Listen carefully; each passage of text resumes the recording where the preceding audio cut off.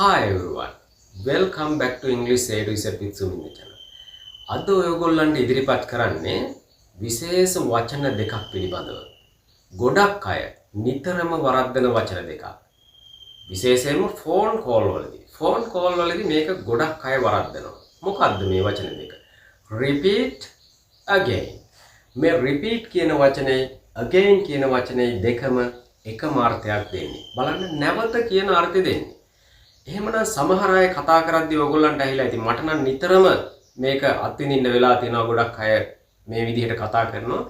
repeat it again කියන එක. repeat it again. දෙකම එකම අර්ථය. ඇයි එකම අර්ථයේ තියෙන වචන දෙකක් එකට භාවිතා කරන්නේ? තේරුමක් නැහැ. එහෙනම් නැවත මේ වැරද්ද කරන්න හොඳ නැහැ. කොහොමද මේක භාවිතා කරන්න ඕන? අපිට කියන්න ඕන නම් අපි හිතමු ෆෝන් කෝල් එකක් ගන්නවා. ෆෝන් නම්බර් එකක් කියනවා. අවසාන අංක 3 ඇහුනේ නැහැ කියලා. එහෙනම් ඕගොල්ලන්ට කියන්න පුළුවන් please repeat the last three numbers. හැබැයි please repeat the last three numbers again කියලා කියන්න එපා වැරදි. එකම වචනේ දෙපාරක් භාවිතා කරන්න. එහෙම නැත්නම් කියන්න පුළුවන් can you tell me the last three numbers again? එහෙමත් පුළුවන්. Can you tell me the last two numbers again? Can you repeat the last two numbers? එහෙම කියන්න පුළුවන්. එහෙම නැත්නම් ඔයගොල්ලන්ට පැහැදිලි නැත්නම් please come again.